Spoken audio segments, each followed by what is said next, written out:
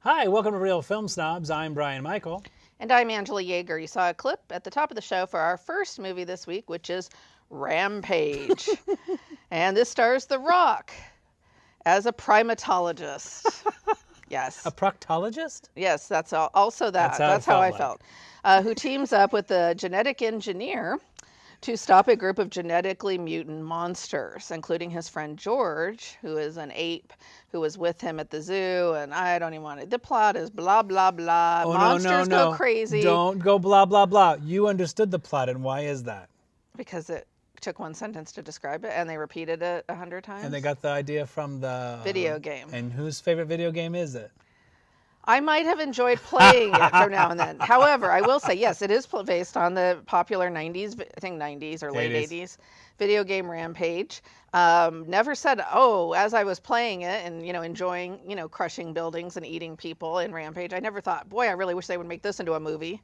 This is a great plot for a movie. Total destruction of cities. No, but I've never sat in a video game film. Ugh, which is a horrible sentence, and had you lean over and go, oh, and they explain we're gonna make the sound from the tower and it'll attract the animals, and Angela goes, oh, it's just like the plot of the video game.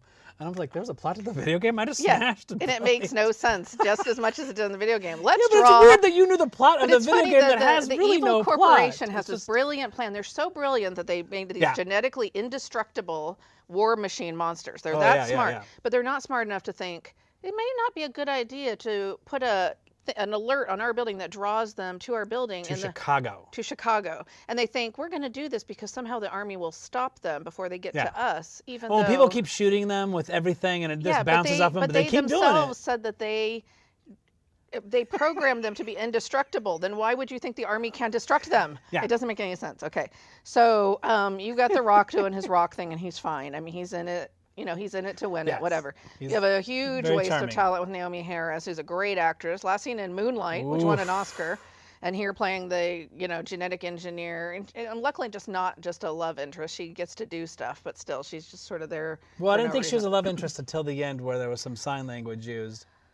Well, there might have been a little bit. That was a groaner. It's so bad. I mean, it's really bad before the opening credits are coming out. Brian leans to me, and we don't usually talk in movies, but number one, we didn't care on this one, and number two, it was super loud, so we would have had to be yelling at each other to disturb anyone else around. It was an extremely loud movie. So you turned to me and you said, okay, right after this opening sequence, it's going to cut to The Rock in a tropical rainforest or jungle. And literally, I kid you not, people at home, it literally cut right at that moment to The Rock in a tropical rainforest jungle, walking these people through. I mean, it was Who looked just like the cast from Jumanji, which was really weird, because there's the nerdy guy with glasses, there's the hot redhead, and there's the other guy that's probably going to get killed. That's so trippy. They set up this little team that he works with at the San Diego Zoo, whatever the habitat, and then we never see them again.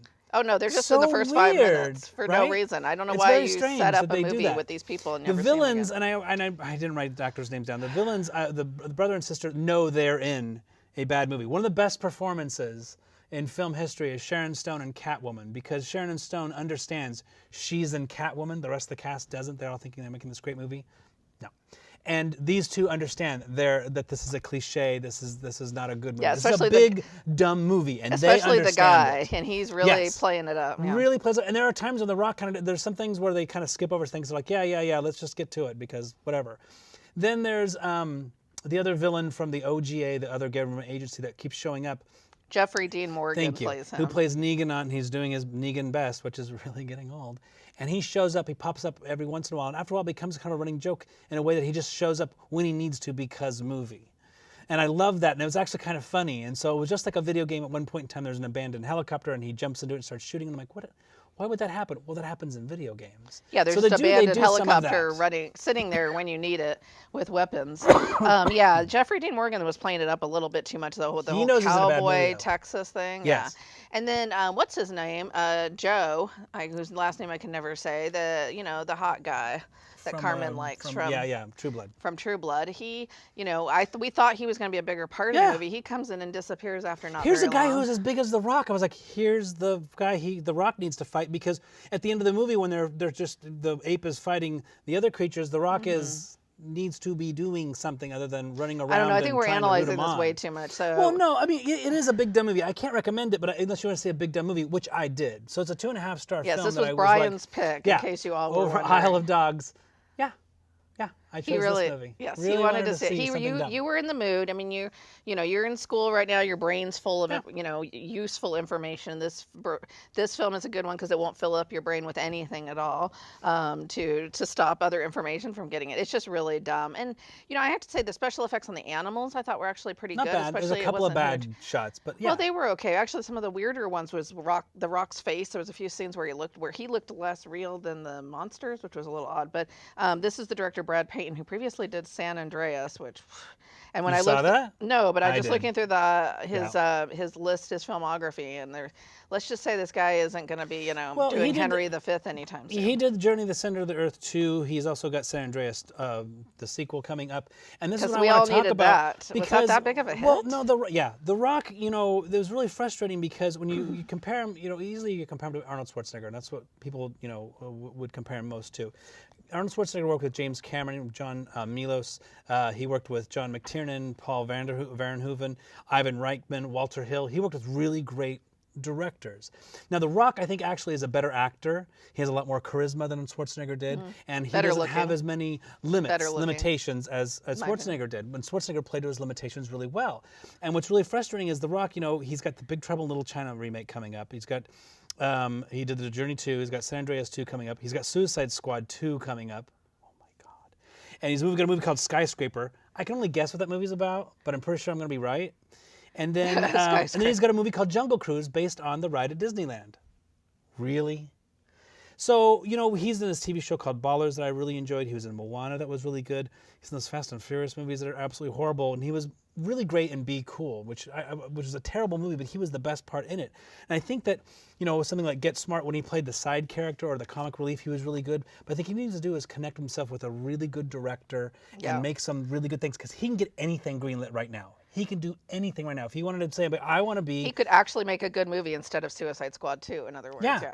I can't believe they're making a second one. I thought it was a disappointment. They made a ton of money. Don't you understand how money works? No, I guess everyone said it was terrible. So San Andreas made over $500 million worldwide. Okay. So you're giving it 2.5? 2.5 stars. If you want to see something just big and dumb, I would recommend it. But I couldn't recommend it. Yeah. So, no, it's so much fun. Oh, Angela, come on. It's more fun than that. We had a good time.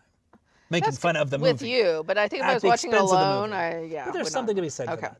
So move on to our next movie. Whoa, this is like major whiplash here compared to the last one. This movie is called The Death of Stalin, and it is a comedy, believe it or not, a black comedy, which depicts the power struggle following the death of Soviet leader Joseph Stalin in 1953. Now, not surprising to say, this is not a historical biopic.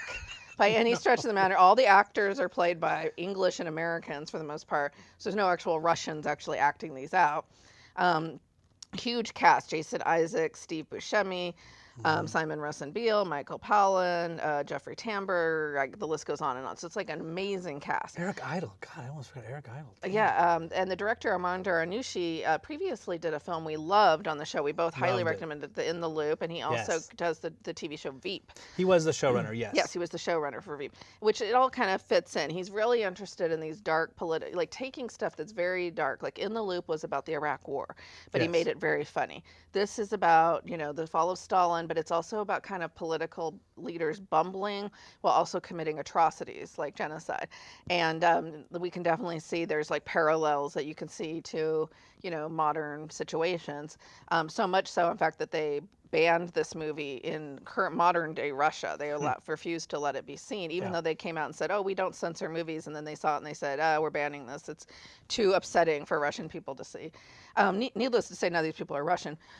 I did enjoy it, and I'm going to give it 3 stars, but to me it fell a little short, and maybe it was because I was expecting it to be as funny as In the Loop.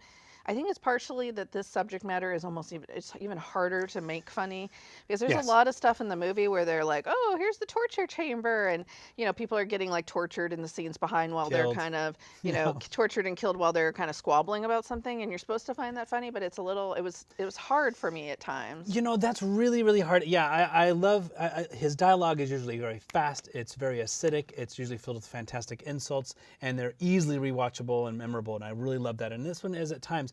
That is the hardest. I had the hardest time turning that part of the experience off, because while they're making these jokes, people are being executed behind them. Maybe they weren't able to see them, and you can hear it, which I don't know if they did it as accentuating of the jokes. Maybe the timing was off. It was just like Stalin is, it's really tough to make a comedy about Hitler. It's been done with Charlie Chaplin. But this is not, And even then, some people said, really "Oh no, hard. that goes too far." Yeah. It's hard. It's difficult material. But what they do, and by the time when I'm able to, once they get it kind of away from that, and like it's just as funny as the funeral. But the funeral is actually really good because they're all standing around and they're all talking, and who invited this person, and what's this going on, and that's when it got funny. Bishops? Yeah, that and was then it gets funny. really rolling, and then they burn someone alive, and it was like, oh, there we are back with the reality that just I would say doesn't work the with a middle of the comedy. movie kind of works, and the beginning and the end faltered Yeah. for me. And Steve Buscemi is great in the film. He should just be in every movie, and I missed him. I have missed him so much And because he's coming been out in directing several. In and fact, stuff. another one that's opening at our local theater here this weekend. So Yeah. he's in several. And Simon Rustin Beale, who plays Beria, who is the national security chief for the Soviet Yes. Union at the time, he's the guy that has the lists, the names to go and arrest and torture and do things with, is very good in that role, but almost too good to the point where I'm like, I'm not sure how funny he is. I find him just a tad bit he scary. was really good. Too a little good. scary, Yeah, Whereas just- Jeffrey Tambor really played his character That's tough. like to the doofy level, I think. In a Yeah. good way. So but I can recommend it. How about you? Yeah, I can remember 3 stars. for you as God, well. I really wanted more, but I did. I thought I wanted maybe it to be a 4-star one, like In the Loop. But if you Maybe- like good political satire, we can recommend Yeah. this one. But really watch In the Loop. maybe a drink. Yeah. Have a drink before the movie. Yeah, loosen up. If you're of age. Anyway, so we're going to move on to our Oscar-nominated films list. This is from 1967, which means it won for 1968 or 60. Whatever. It's Oliver, directed by Carol Reed. And I've had this on my list for a really, really long time because I've been dragging my feet like there's no tomorrow. It is a musical. I'm highly critical of musicals. It's 2.5 hours long. I'm highly critical of anything that is 2.5 hours long. But it's Carol Reed who directed The Third Man, one of the greatest films of all time. This is based on Oliver Twist, a famous book, I've been told, and probably a Broadway play, probably a few times.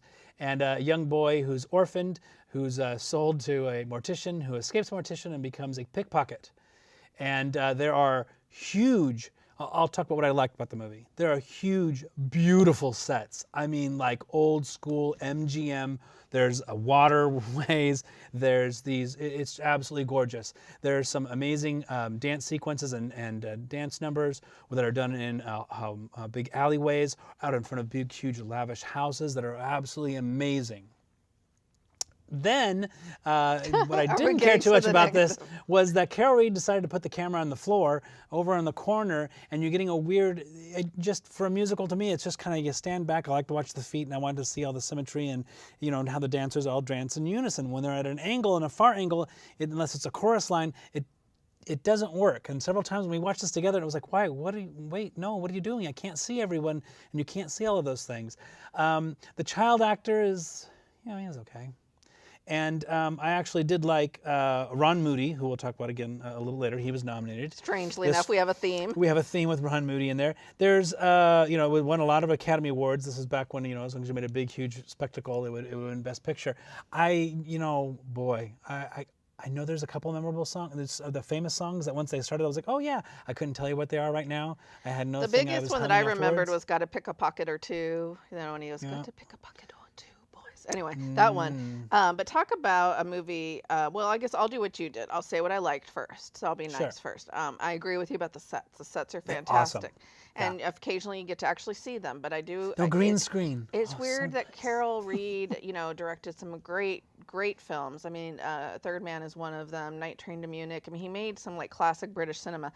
And then maybe there's a reason he shouldn't have done musicals. Maybe that's not for him because he needed to pull the camera back more, as you mentioned. Or even sometimes he just didn't have it in the right spot. There's that one dance sequence in the houses at the beginning, and we're like, why are we looking at this, where this weird close-up of her skirt right now? I can't see what anyone's doing, and it was just very odd staging. But talk about dated. Movies like this are one of the reasons that the new Hollywood revolution happened with films.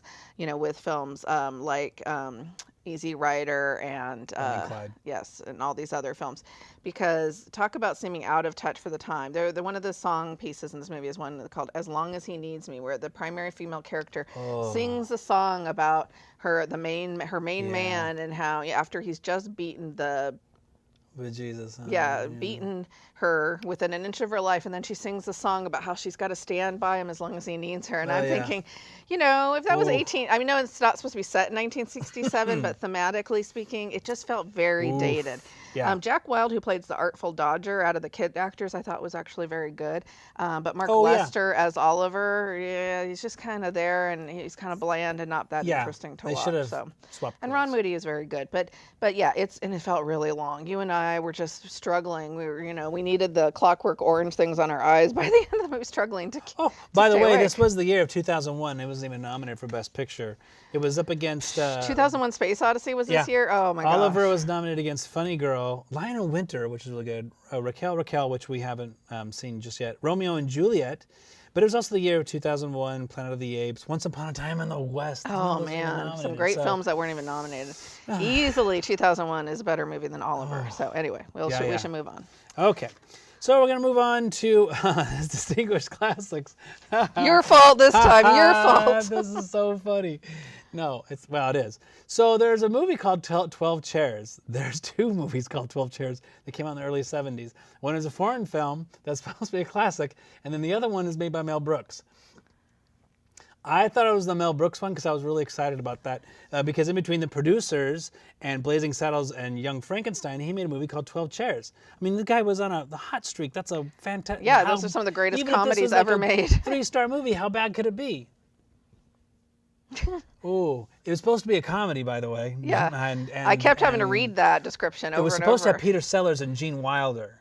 That's the problem. I don't know if the writing is also the problem. I think they could have been really funny. Ron Moody, of course, is in this, and Frank Langella, who's known for his comedy and nothing. And Dom DeLuise, who can be really funny. So this movie is about these jewels that were hidden in a chair of a set of 12.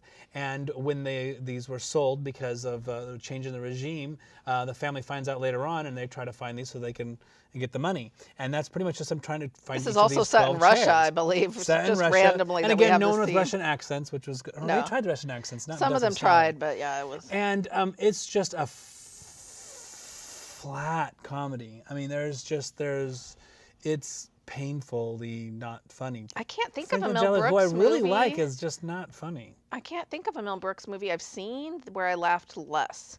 Like, did we laugh once? Maybe once. I think there was one laugh. Maybe. Yeah, this makes Robin Hood Men in Tights look really funny. Yeah, like all of it. I mean, yeah, because even a lot of his later stuff is not that great, but this one, because even though some of the cornier jokes at least hit occasionally, I mean, it wasn't even like bad funny. It was just I fell asleep at one point and you had to wake me up. Yeah, you fell asleep on this a 90, time. and it's not a long movie, but it was just so boring and nothing was happening for long stretches. With no jokes, and I was like, and like you said, Frank Langella, great actor, not a comedy actor. At least not in this time. Not in this movie. It was just, yeah. That's why I'm like, I think if Gene Wilder was in it, it would have been better. Peter Sellers. If they would have had to improvise a lot though, because the script is not there either. The jokes that they think, I don't know what happened between the producers and Blazing Saddles. I don't even see how you do that. I don't know how you make a movie this unfunny in between those two movies. I don't know. It's actually like you have to almost wonder how he did that, like because it seems like it'd be so hard, to make. It's just like based on a very funny book. Well, based on a book. It's a Russian book So is that going to be So funny? do you think it's actually the Foreign one we were supposed to watch? It's gotta be, because had I looked at, it's been so long since I put that list together. I'm like, how is this? I And really looked don't want it to up. watch anything else called 12 Chairs. But the other ever one's again. really long. The so good news that'll be is, funny. folks at home, that this movie is really hard to find, and we waited Yeah. for it for months to Oh, arrive on DVD. they buried it. So if you don't want to watch it, and I wouldn't recommend it, you won't have any trouble. But you know, this would have been a better of hard to how find. bad is it? Is what we should have made. This is how bad is, because Yeah, as a 'cause by Mel completionist, I Brooks. do need to see it as Mel Well, Brooks. but Mel Brooks is not a very even. It's not the same as a Hitchcock or something Yeah, like that. He but made it's- a lot of bad. But it's not movies. even known as a bad movie. This movie is just not even known. Oh no, that's why we couldn't find it. At first, I was like, "What is this 12 Chairs movie? I can't find it anywhere." Oh, Yeah, well, there's a reason for just- that. I think even Mel Brooks. ooh, Like, you flat. would think one joke, two? I mean, there's got to. Anyway, I think I'm I just laughed shocked. maybe once. I think there was once at the beginning, but I can't remember what it was. It was And something then I with a laughed when sign it in just the got me background. uncomfortable, maybe. It was actually kind of a Russia joke. It was like a sign. Oh, I know what Oh! it was. There was a picture. Wasn't it of Stalin? No, or no, no, someone no. In the They barnyard. changed the name because someone had no longer existed, so they changed the name. I did not get this joke. Angela thought I was hilarious, and I had to look it up. Yeah, it was some censorship thing. Yeah, they Yeah. changed. It was like a Soviet. And Angela Union knows thing. her Russian history, Well, a little Soviet bit. history. Well, I know a little bit more than you do, which is Well, I'm not to say publicly much. educated, doesn't say much. Anyway, so we'll move on. So how many stars are you giving 12 Chairs? 1? What is it? 0.5? I don't even know if I can go one whole star. I think I it's guess like a it would be 0.5. 1 because it was in focus and it was, It was in focus. We're giving 1 star for it was it. bright. I'm giving it 0.5, half a star. Because it exists. It just It is a gets swing 0.5 and a from me. miss. You know, it's There not was like it was nothing. just a There was terrible nothing movie. good about it. Okay, so we'll move on. This is our tribute to a great filmmaker who unfortunately passed away recently. Milos Forman directed great many wonderful man. films. Not as many considering how long he was an active filmmaker. He had some big gaps in between his films. Born in 1932 and just passed away recently. He's a Czechoslovakian filmmaker who was part of the Czech New Wave of films in the 60s that really made an impact in the European scene. And ironically, the first film of his that I want to talk about is one of the reasons he ended up leaving the Czechoslovakia, which is now the Czech Republic. He actually left in 1968 to come over to America because he got in trouble for his movie. And that movie is one of my favorites of that period of his, and it's called The Fireman's Ball. And it is on Criterion Collection, I believe, so you can check it out. And that came out in 1967. It was not his first film. He'd already made quite a few films as part of the Czech New Wave. But Fireman's Ball is a very pointed social satire. And speaking of black comedy, because we were talking about we had several comedies on this episode that missed or hit, depending. This is a great social satire comedy.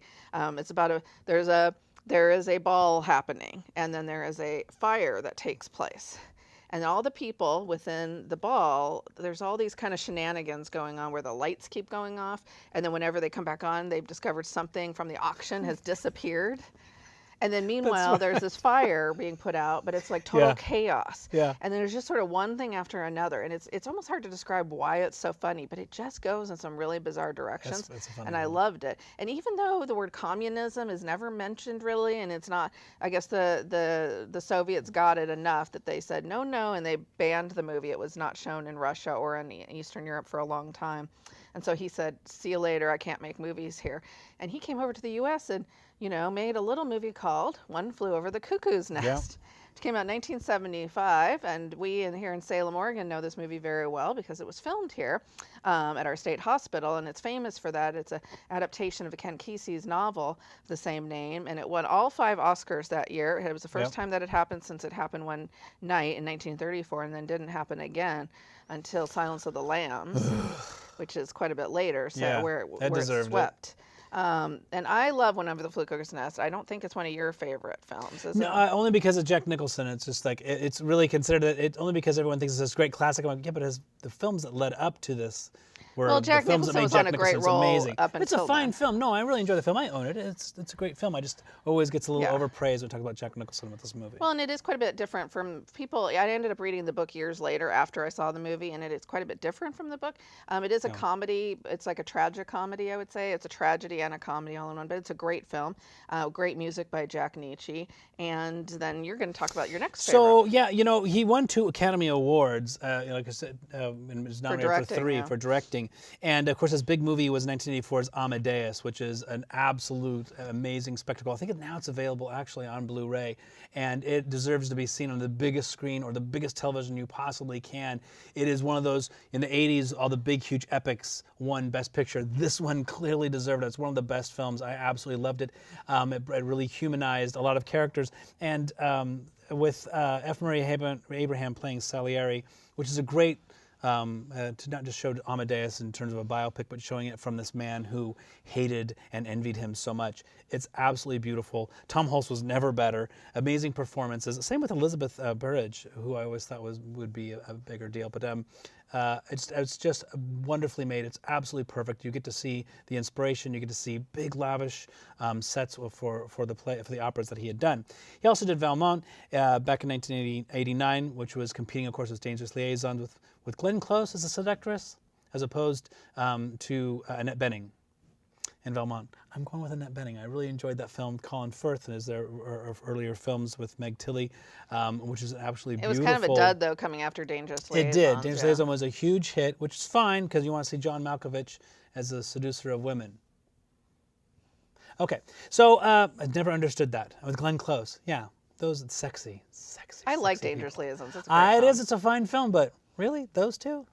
Valmont was never one of my favorites of his. And the other directing Oscar that he was nominated for but didn't win was The People versus Larry Flint, which came later in the 90s, starring Woody Harrelson as the controversial magazine publisher, Larry Flint. And it was about his court trial. And I can recommend in pretty much any of his films. Really, yeah, for the honestly. most part. Even, 2006, we reviewed Goya's Ghosts, which is one of his last films, on the show with Javier Bardem and Natalie Portman. And it wasn't one of our favorites. We didn't love it. But I would easily watch that film over again before I'd watch 12 Chairs. So I'll just say that. Oof. So it wasn't a bad. All things considered, maybe not so bad. Okay, so we'll wrap up.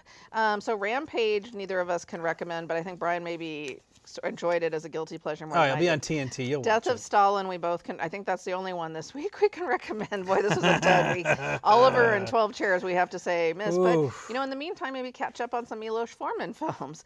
So as always, we'd like to thank our wonderful crew and our fantastic sponsors. You can follow us on Twitter and like us on Facebook. You can go to our website at realfilmsnobs.com. You can listen to us on KMUZ Radio, and you can watch us in Silverton and in Corvallis on local community access TV. As always, thanks for watching. Have a great day and great movies.